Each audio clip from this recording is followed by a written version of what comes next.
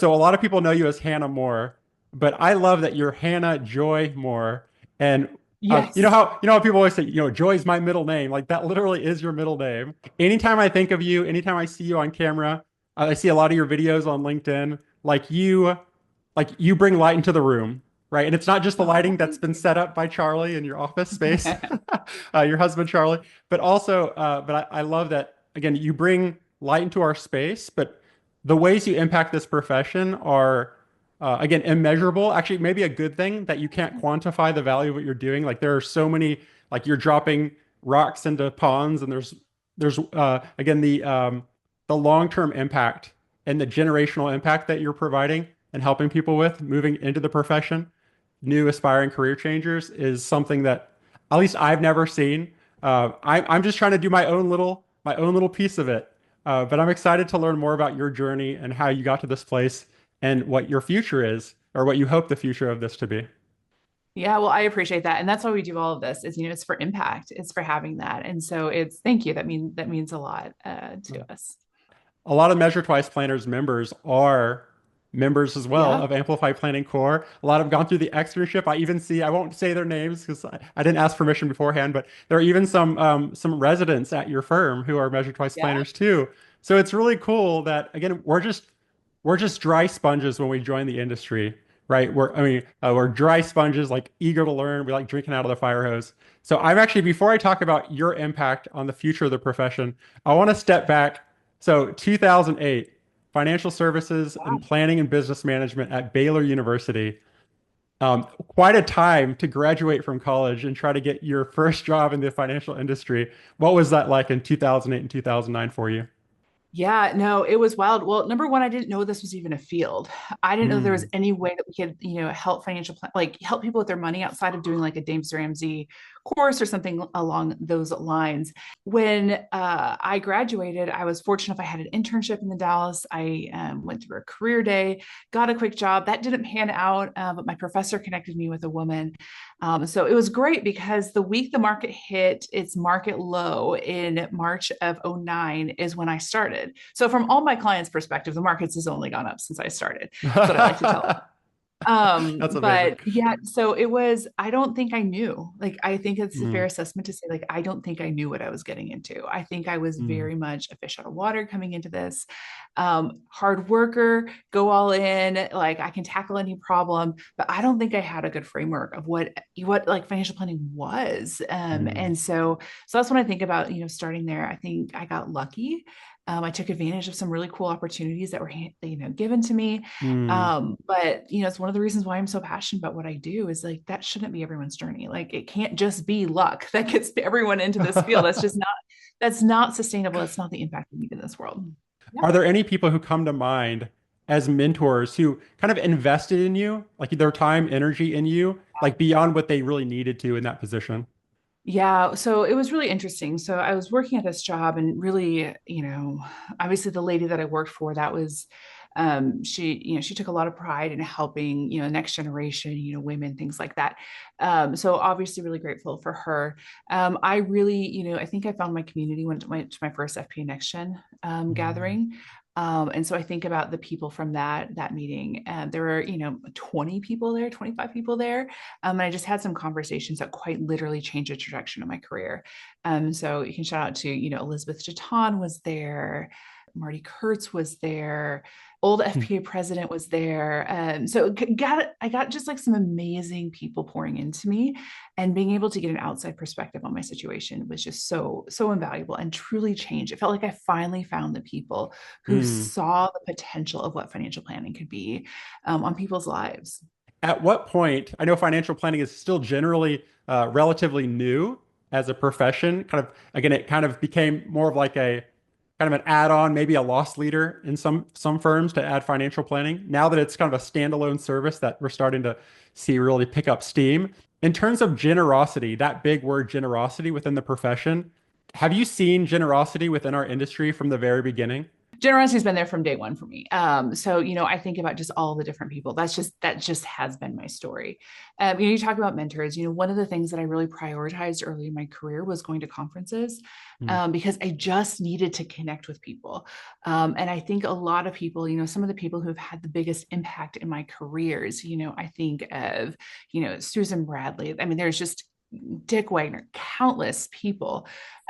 I saw them consistently for years Mm. at conferences where it wasn't like we were having day-to-day conversations, but I was able to see them and be like, hey, I'm struggling with this. And just Mm. to get this idea of like wiser together, like I was bringing fresh new energy, right? Because I was young, everything was brand new. It's the first time I've ever seen this stuff and experienced it. And they had this, tremendous wisdom. So I was really able to there's just such a really cool idea of us all like contributing in. And so this idea of wiser together, and I just love that idea. And I bought into that a lot. And so I was always going to next gen gatherings. I was going to the conferences. I was connecting with people. I was, continuing these relationships. I was going to training programs. And I think that's really, especially in a post-COVID world, it's kind of a lost art of going to conferences. But some of those connections are so invaluable. It shaped me of how I'm as a financial Mm. planner for sure. I love that you started again from the ground up, that dry sponge, just trying to learn network. You realize, a phrase that I learned as a musician was nobody's going to call you if they don't have your number. Like there's this Yeah. thing in the industry where some people are kind of just waiting for that opportunity rather than going out and seeking it. We're passionate about learning, not for the sake of, putting letters after our name or social proof, but saying, hey, like the more I know, the more I can help people and the more of an impact I can have on people that I'm really passionate about serving. And that word service comes in a lot. If a new aspiring financial planner goes to that first conference, do you have any advice on how they might set their agenda? Or do you just go without an agenda and Yeah. see what happens? Now I absolutely go. Any conference I go to, I know the outcomes I want from it, right? So like I'm really Mm. intentional about conferences I go to now. I think, when I was starting out, I don't think I went to so I don't know that I went in with an agenda, but I looking back and I see like what's the pattern that I had? What made me so not successful, but what helped me build those connections Mm. is I went in with questions. I did not go in knowing thinking that I knew everything. I was observing things that I was seeing with clients. I was observing things I was seeing with the practice. I was observing things that I was seeing in articles, and I was coming to people with genuine questions. I don't understand how this element of life planning works because of this. Like you say you do life planning, tell me more. Like Mm. what am I not understanding about this? So I was going in with a lot of observations that I had and a lot of questions that I had about that. Because yeah, it's hard to have a conversation with a new financial planner who's like, "Hey, I'm looking for a job." And I'm like, "Cool. Like, have you checked out, these resources?" Like, and that's a great conversation. That's a Mhm. whole different conversation if you're going in there and you're saying, I'm looking to transition into financial planning. And, one of the questions that I've had is how you serve clients. But what I Mm. don't understand is this implementation piece, or what I've listened to a lot of the podcasts. I've listened to Cody Garrett stuff, and I don't understand this. Like, what's making help me like reconcile what this looks Mm. like. That's going to be a very rich conversation. That's a conversation that you start building a relationship with somebody on, because you're asking about something that they're likely passionate about, right? Financial planners love to share their expertise. It's a whole different mindset of saying, you're observing what's happening, and how do you take that to like a real question that this advisor probably hasn't been asked before. Mm. So like, I mean, I think of my very first FPA retreat. I had just a mind-blowing conversation with Michael K. He might be retired. I don't know where he's at now, but an older, like one of the original life planners. And I was like, I don't understand life planning. Like I understand life planning. I get it, right? I get the questions. Like I get it that, but how does it apply with this? And we just Mm. had the richest 2 hour conversation. He Mm. and I are friends. I mean, I haven't talked to him in a while, actually years now. I hope he remembers me as I'm saying this. But like, I know that at the next conference that I can go to, I can have a really great conversation with Michael K because of that. And so you just ask those deeper questions because you're showing that you're doing the work, you're observing, you're Mm. insightful. Like that's just a whole different ball game. Shoot, you're looking for a job, go up to a firm owner, or somebody who's working at a firm, be like, I keep hearing these Schwab studies that compensate, like the top 2 issues are talent. And I'm just curious, like, I'm looking for a job. I'm not, there seems to be a disconnect here. Mm. What do you see as the disconnect from a firm side? That's a rich conversation, Mhm. right? That's going to give you so much more insight than just, hey, I need a job. observe trends in the industry, ask about those, because that's when you're going to get more information, um, and build relationships, really good relationships. And you're going to see the people who actually know what they're talking about. Because there's some people who don't know what they're talking about, but you'll really be able to connect with the people who like really know and understand things. Yeah, I love that soft skill. Again, it's not easy, right? Like it takes work. The same skill of doing of observing, doing like kind of research before you go to the conference to meet those people. Like every time I go to a conference, I make an Excel spreadsheet of all the people going, and I kind of identify like who do I know, who do I don't know. Let me add them on LinkedIn, not so I can sell them something in the first DM, right? But so that I can actually see what they're up to, see like what's their niche, like who and how they serve. When you go to somebody at the conference and you say, "Hey, like I've looked at your website, you serve widows with life planning. Like I want to know what types of conversations do you have about budgeting if the spouse who passed away might have been the spreadsheet spouse passed away, and then the surviving widow." Right, is the first time maybe managing their money like with systems. Like I would love to know what kind of systems do you help them build in the conversations. And maybe an example here, I looked at, LinkedIn for Guiding Wealth, which is your RIA. You launched over 10 years ago. Congratulations. Wild. On Guiding Wealth, it says, retirement-minded professionals, right? So I know that's a big area of need within financial planning overall, but it also says dual income households. So one example of a question, somebody might come up to you at a conference and ask is, I noticed that you specifically said dual income households. I'd love to know, like, what are the types of complexities in financial planning, maybe even quantitatively, come out of working with spouses who have different sources of income? Well, the bigger thing that's even more interesting is that you're talking about all that LinkedIn. I'm like, oh shoot, we need to update it, right? And so it's, even our focus has changed since we've done Mm, that. And so that's where you can really be like, okay, wait, like there's a lot more questions that open up even on that.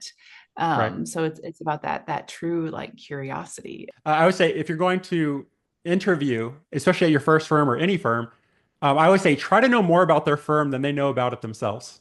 And I don't mean go to them and say, "Hey, I noticed on your ADV that you do this and you serve 517 clients managing this much money."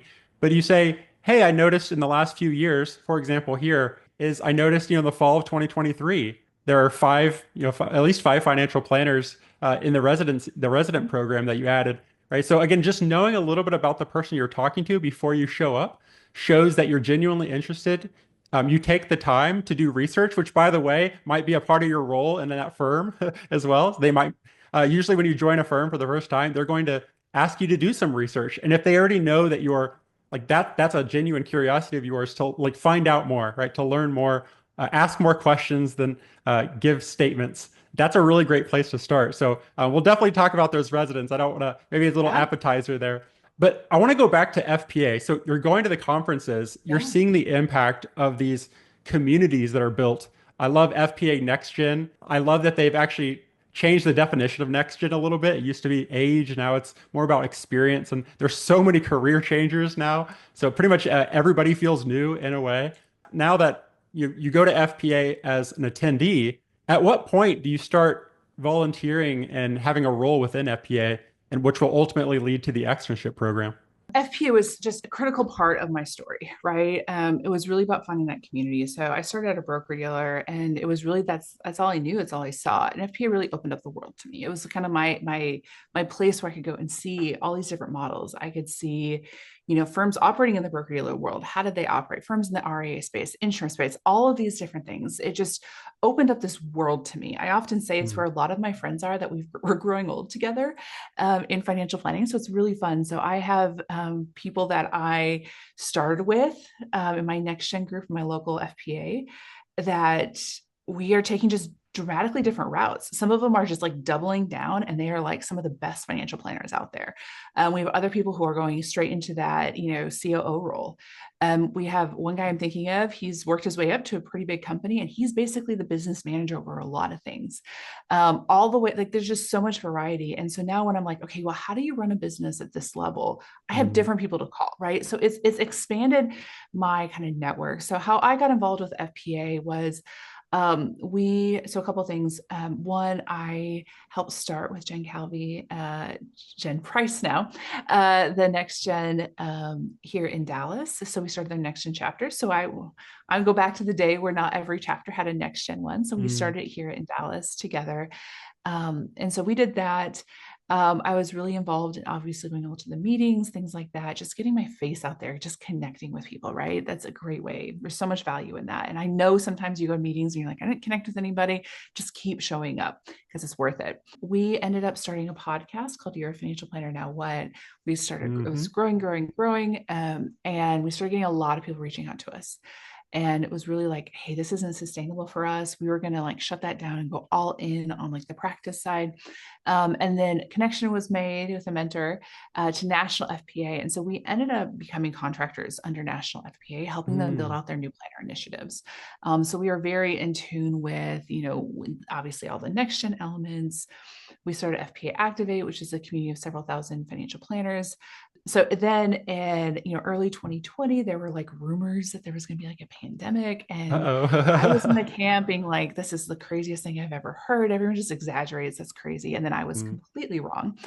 But we started really, so as part of our consulting with FPA, FPA was asking questions of how can we support the community of financial planners throughout. If this is real, what can we do to support for the financial planning community?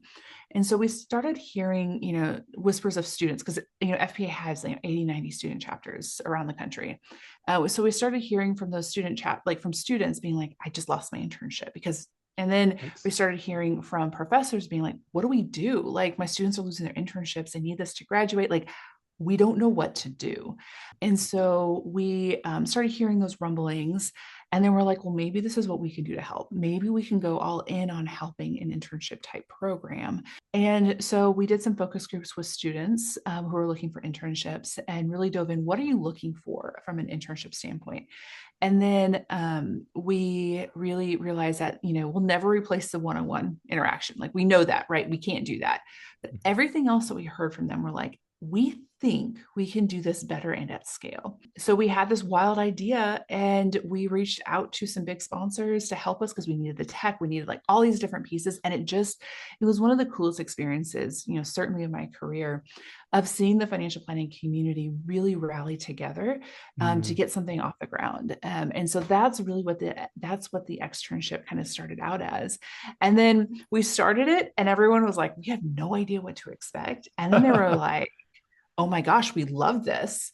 And so now we just wrapped up year 5 of the externship. We had Incredible, incredible. 1,100 over almost 1,200 people in the externship this year. So career changes is our largest demographic from students to early career professionals to even experienced professionals. I always say I would do the externship every year because every year my practice gets better because of the externship. Hmm.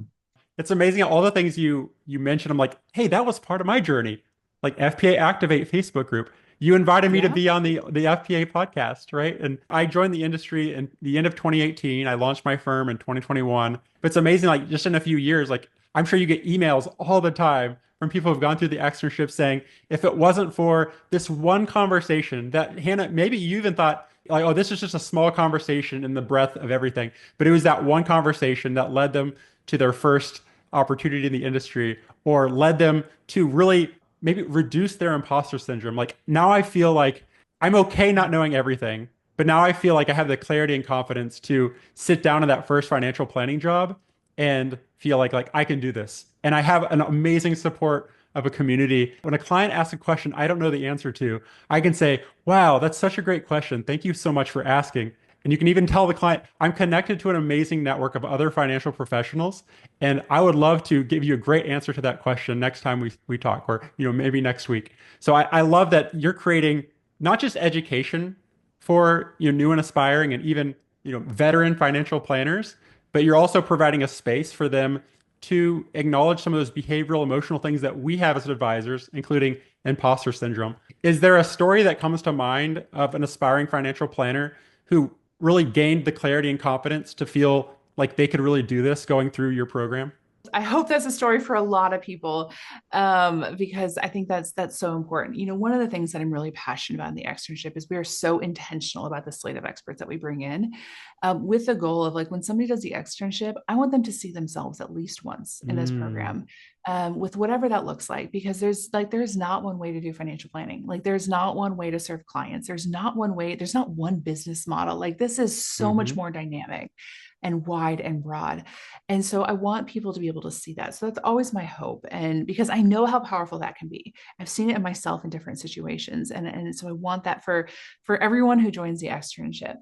The group that is like near and dear to my heart is stay-at-home moms, stay-at-home parents who are getting back in the Mm. workforce. I don't know. It's probably how I grew up. Like my mom was a stay-at-home mom. I have a very, very big soft spot. And so in the externship, there was a forum like thread just about stay at home. It ended up being all about stay at home moms. I know there's some stay at home dads in there as well, but it was all about stay at home moms, and it moved me to tears. And so Mm. one of somebody's comment was the externship was the best thing I've done since becoming a mom, and it Oh, just like wow. even saying that just makes me like almost like bring tears, because it's such an interesting spot that I get to be in, of seeing this wide diverse talent that we have in financial planning, understanding the financial planning space and being able to look at people and say, you don't even know how much you have to offer the space. You don't Mm. even know the value that you're going to have to your clients and to firms and to all of these things. And so to see people, to be able to start seeing that vision, I think is just one of the most powerful things. Helping them see themselves in the way that I see them, like that is powerful. That's where some of the magic happens. Wow. And I really hope that, Hannah, if you ever have a bad day, that one day you get a complaint or like that one just day where you're stressed, like I hope that you keep maybe like a folder in your inbox of all those generous emails or showing gratitude. I think that's something that all of us maybe struggle with is, we have 99 wins and one loss, and we only focus on the loss. That's just the way we are. And a lot of us maybe grow up that way or depending on our dynamics. But I love this idea that your experience, like lowercase experience, is your experience. Like being a stay-at-home mom, like actually gives you an experience that's going to help you serve clients better.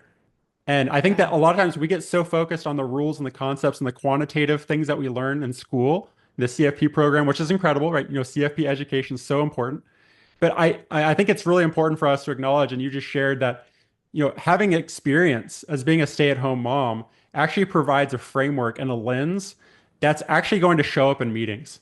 Is there an experience where you're working with a financial planning client and you're able to share not a professional experience, but a personal experience that really helps not just gain trust, but they feel heard and understood, maybe for the first time, So obviously there's like being a mom, like, a lot of my clients, start the right? meeting off, they're asking about my kids, right? Being a business owner for some clients that matters a Mhm. lot. Like I'm able to connect with them on that. And what I think, when I think about being able to connect with clients and using my experience, because I think it can be really intimidating, especially if you're like I was a 22-year-old coming in to work with people who I've never had money, and Mm. my clients have millions of dollars, Trust me with and yours. right? Like, how am I supposed to connect with this? I think what the life experience gives you is it gives you the nuances of life, that Mm, you don't get in the textbooks, right? So, like, as a working mom, I understand what it is like to be juggling all of the things. Like mm, that comes through in my meetings. Like there is, I hope my my biggest hope is that my clients don't ever feel I'm like, why aren't you getting this to me? What they hear from me is, oh my gosh, I absolutely understand how busy life is. I have been there. And how can we help you with this? I understand those mm, complexities. I understand the complexities of being the mom, of being like, I need to go pick my kids up. I got one that I think is about to be sick. Like, I don't have capacity for that right now. I have my husband and I need to get on the same page, but like, we literally have like 2 minutes in a day to talk about each other. And we're probably figuring out who's going to clean the sheets that just got peed on the night before. Like, I understand how to deal, like, I live in that, right? Like, and so I can serve my clients from an understanding of that. From a mm, business owner standpoint, I know how hard it is to be like clear on where I want to go and what direction I want to do. So when mm, my clients are faltering and going everywhere, I understand. And mm, that's like, and so I think like it's not so much as like you have to be a working mom to be able to relate to working moms. I don't think that's it. I think it's as we go through life, and if we can examine ourselves as we're going through this, and we can understand what we're going through, that's a human experience. You're going to see Mm, replicated over and over and over again with your clients. So you look at buying a house, right? Like you don't need to buy a house to understand what that's like, but buying a house is going to give you the experience of this is the most money I've ever spent on my life. I don't know everything, right? mm. I don't know if this is a good roof. I don't know if I don't know water heater, like what? Like I'm supposed to check what on the foundation? Like, I don't even understand. Like I am literally having to trust somebody with this to make the biggest decision. And OMG, am I making the biggest mistake of my life? I've never owed this much money. There's so much that goes into that. Like that's a human experience, right? And like understanding, like you could have gone through that when you're picking your college. Everyone's had that, and you can appreciate that, and you can speak to the emotions behind it. And I think when you do that, that's what makes a great financial planner. And so what I see with people who've had a lot of experience, who've had a lot of job change, stay at home parents, they're having to navigate all of the complexities of life. You bring that into this, and it's going to give you an understanding and a way to connect with your clients. It is so powerful. So it's not so much like I go into my clients being like, oh yeah, I had, a great maternity leave, one that was absolutely awful, and then one that was a lot better. Like that doesn't matter. But I Mhm. understand that has given me a framework for understanding people because I've taken the time Mm. to understand myself and how I navigated that. And that's what I think the magic is. And I think Carl Richards, I think, mentions this idea of assume everybody's going through something because they probably Oh are. yeah.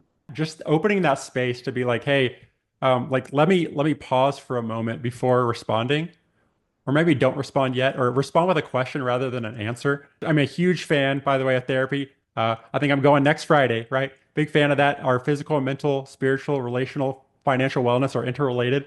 And you talked about this idea of doing the work, like actually doing work on yourself actually makes you a better financial planner. I think about, when I'm in a conversation with a client, sometimes we, especially with, kind of our space, the space of like training new financial planners, everyone wants to know what are the questions to ask, right? Like they want like Right. that cheat sheet of questions. And Yep.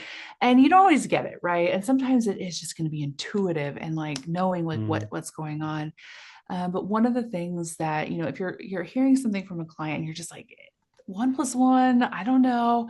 One of the things, just not to give a cheat sheet question, ask about their experience. How's this experience been? How is this experience going for you buying a house? Because that's when mm, you're going to start seeing some of those rough spots. And usually that question is going to, I'm kind of like, I don't exactly know what to ask on this. Ask and kind of just, again, what is their human experience going through this? That's going to help you be like, mm, oh, okay, they need, maybe that we need to go and dive into this. They're not understanding this. Or maybe they just need more confidence in this. Or maybe they just need to sit with you. It's going to give you such, it's going to illustrate, it's going to highlight a lot of places that where you can really help somebody. wow. And that made me think of another niche expert presentation we did with Danielle Miula. She specializes in Mhm. caregiving, helping families Yeah. who are caregivers. And one thing that she said that's so profound to me, make sure not to make assumptions. So she says, Yes. when working with a caregiver, she says a lot of times you're tempted to say something like, again, because you want to be empathetic, you say something like, "Oh, that must be so hard going through what you're going through." And she's like, you just made an assumption about how they feel. I love like she kind of just puts it on saying, hey, like, in what ways do you think I could help? So it's really cool to actually, again, that's a motivational interviewing type of question that the client Yep. actually, in a way, you can use the client's advice actually to advise them back to them, and they're actually more likely to implement something where it feels like they're hearing it in their own words. So moving forward, so again, we're maybe like painting a little picture here. So you attended FPA, you went FPA Next Gen, you helped develop FPA Next Gen, and you've been in Dallas, which is a vibrant. I know a lot of awesome financial planners in the area. Going from COVID to okay, like we kind of got through that. A lot of people still want to work virtually. So FPA, or at least you were saying, hey, the externship program was so well received. We can't just stop doing this when we go back to work. Like this has helped thousands of people. Now it's not called the FPA externship. You actually Yep. plug the externship into amplified planning. The externship is an 8-week summer program, right? But Yep. now you're going into, hey, like not just 8 weeks, but let's provide this opportunity year round through Amplified Planning Core. So could you bring us into externship and Yeah. amplified planning now? Absolutely. So, we were partners with FPA. So we were, contractors with them. They had leadership changes. I love FPA. Like none of that has ever changed or been in question. But as we were talking with a lot of their senior leaders, we were realizing like they wanted to go in a different direction with FPA. And so we split it very amicably. So now the externship is part of Amplified Planning. FPA is a sponsor of the externship Oh, every wow. year, which we are so proud of. So it's a very, very close relationship that we have with FPA. And, we are actively telling people to go, connect with FPA because I truly believe that's such an important part of somebody's career. That's kind of been like kind of this move from, FPA moving it over to Amplify Planning. And, that's what, so many organizations, so many programs, it's just a natural kind of progression that happens Mm. with it. So we did this year's externship. So we got 500 experience hours, which was a really big deal, I know, for a lot of people. It's an 8-week program. Each week we're diving into a different area of financial planning and really exploring how other people, how other planners do it. Again, we want to be able to, like, that you can see yourself in the externship. So we bring in 3 planners. They get to share their deliverables, how they do planning. They come back for office hours. We really give everyone a suite of technologies, the technology. So you're basically getting an online financial planning office. And so you get to watch my real client meetings that I teach from. We take those documents, everything, we really plug that into the software. You're building the plan. I'm walking through that with you like every step of the way, really teaching you from that side of things of what financial planning really, looks like in the practice of it. We have live sessions, we have level up sessions. We really use the filter of we want to see you be successful with your career. So what does this look like? Mm. And so that's been just a fascinating kind of aspect to kind of our filter for what we put in the externship. So we'll talk about, compensation studies in financial planning. We bring in XYPN to talk about starting your own firm. We'll bring in a lot of, depending on the avenue that you want to go, we always bring in fintech. We bring in all of these things because at the end of the day, what we Mm. care about is we care about you guys, like, we care about aspiring and new planners being successful. And so that's really kind of our filter.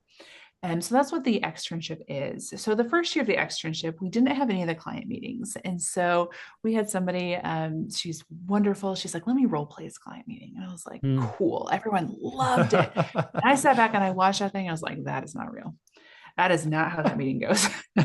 And We so have all of our that's something documents perfectly ready for you every time. it was perfect. And I was like, yeah, no, that's not how this is. And so anyway, we ended up kind of exploring this idea of what would look like if we did real client meetings. And so what we have is we have our monthly AP core.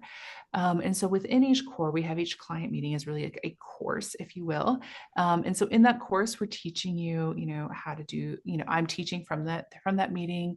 You're taking meeting notes. We're giving you like real activities that you're going to be doing. So we do document walkthroughs of really walking through, like, as a financial planner, what am I looking for, right? Mm. What's catching my eye? Like, what do I need to like notice about this? And then we're having you do something as if you were my paraplanner, as if you were in my office working with me hand in hand with this client. And so we have those courses. I think we're up to like 35 or 37 of those courses. It's So amazing. all of them now are 50 hours of experience that you can get on that. So we're at 1,500, 1,700, somewhere in there, experience hours that you can do that's on demand. But one thing we added to AP Core is, we use the filter of we want to train great financial planners. That's what we care about, Mm. right? That's what we're here for. So we've added on a couple pieces. So one is we've added on group coaching. So every month you get group coaching with me. It's the only place that I do coaching.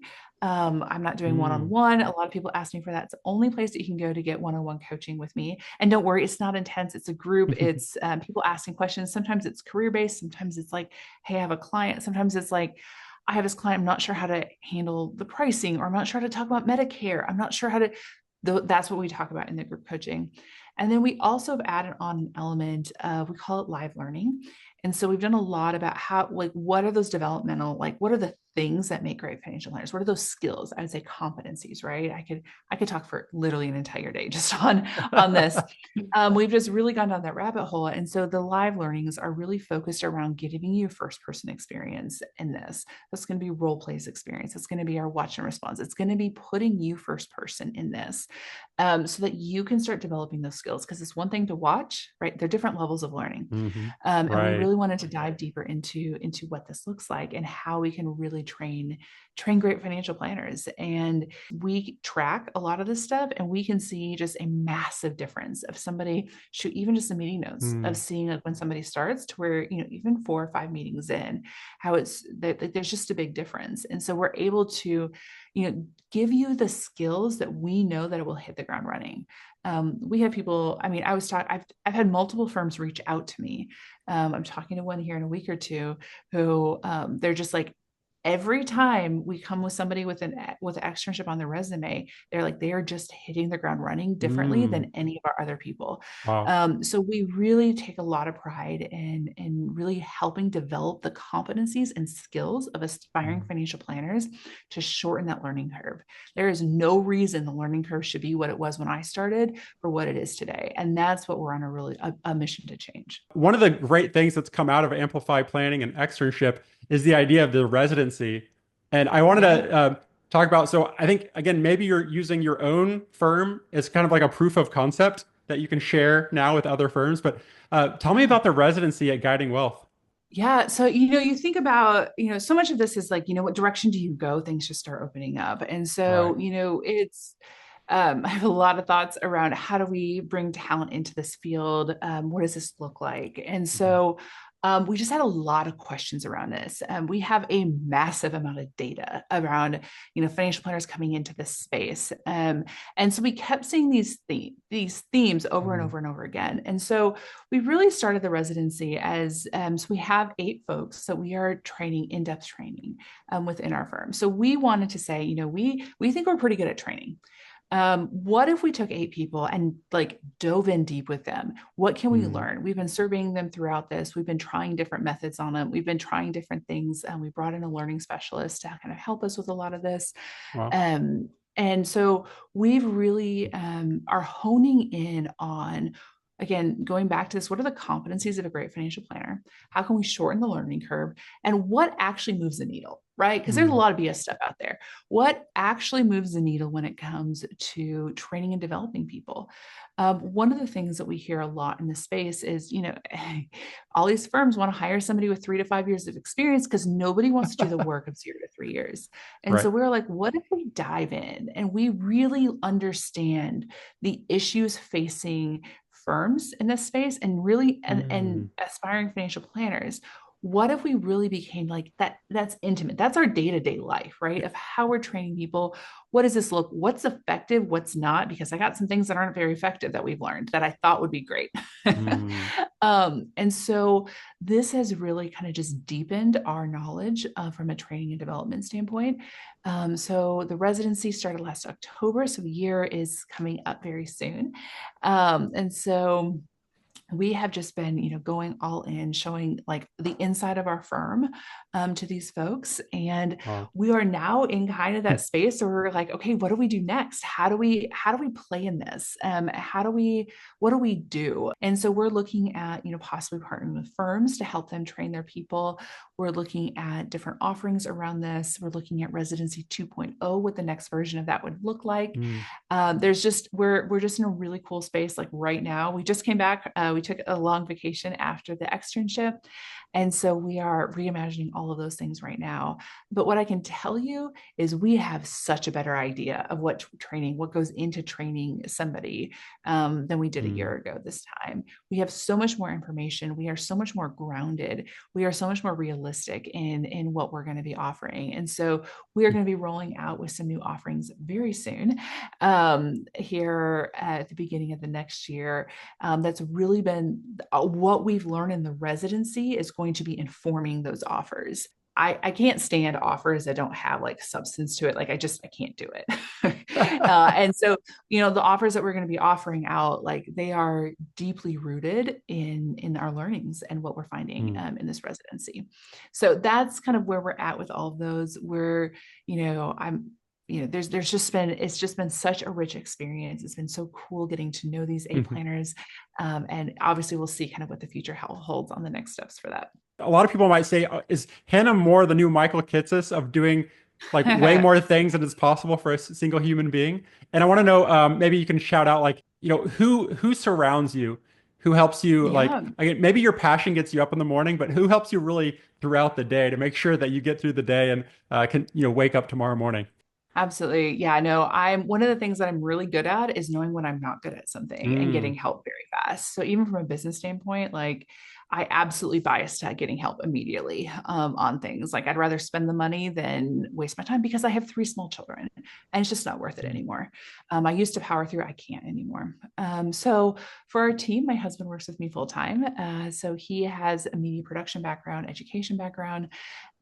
So he's, our kids, if our nanny needs to leave early, he's the one flexing on that, right? Because usually I'm in meetings like this, or so we have my husband who works with us full time. We have had different business structures. I think it's fascinating looking at the life cycle of businesses. And so just know that there's mm, um, of these other kind of pieces. So where we're at today is we have a full-time marketing director she does amplify planning and guiding wealth. We have a full-time learning director.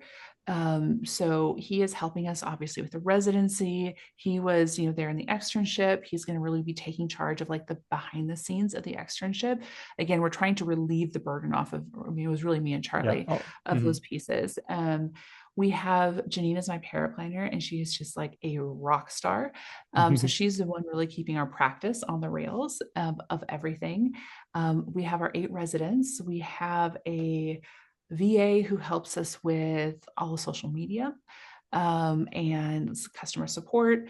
We also have some random kind of VAs. We have like a designer that, an Upwork designer that we work with. We have somebody who helps us on like the technology and integration side of things. But yeah, we run a pretty tight ship for Wow. this, like for how many people we have, but we're also, yeah, but it's also fun. And, it's really cool to see. It's a whole other session of just evolution of the people that we've needed to get where we Mm, are. Because I could have, even at the beginning of the externship, I could never imagine having our own marketing director. yeah, But we do it's now because incredible. there's just a lot of pieces. We have somebody who helps us with sponsorships for the externship. So we have a lot of support running through everything. So yeah, no, it is Wow. not a woman show over here at all. This is really a huge effort. I have how I view everything is I want people like you just want to bring in people who are better than you on all of Mm, these things. And yep. so yeah, that's what we do. Amazing. So I'm gonna have to. Your next business will be consulting, and I'll hire you because Cody is a one-man show. What I mean by that is one man in terms of like the business. But with that said, like there's hundreds of members of Measure Twice planners. Like definitely help me. Like again, like these niche expert presentations. It's not just me on the call. But I Yeah. love Hannah that you've said, hey, like I don't need to be the face of everything. Like maybe I Oh can be, no. yeah, like maybe I can have my name on it. But like it's actually it's nice to not remove yourself, but say, hey, like for this to really scale and impact, like it can't just be me. I mean, sometimes I will work more than 40 hours, but like even during our peak externship times, I mean, I can't give that up. I'm not willing to give up my life. So yeah. And so then you get to ask questions of what business do you want to be in? And Oh, that's it's just amazing. a constant question that you're asking over and over and over again, and just seeing the evolution and seeing opportunities. There's just it's a lot.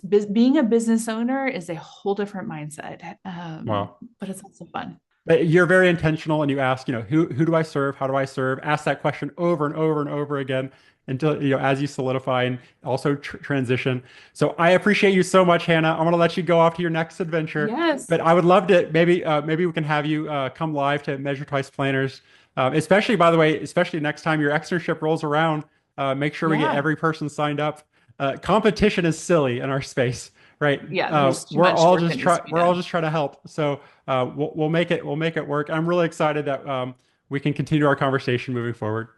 Absolutely. Well, thank you so much for having me, Cody. Really appreciate it. And just for all the aspiring financial planners and new planners out there, like this is such an amazing career. I hope you stick with it because the impact is so great on yourself as a financial planner. I can't imagine a better job, but also on your clients in the world. So thanks for doing this work.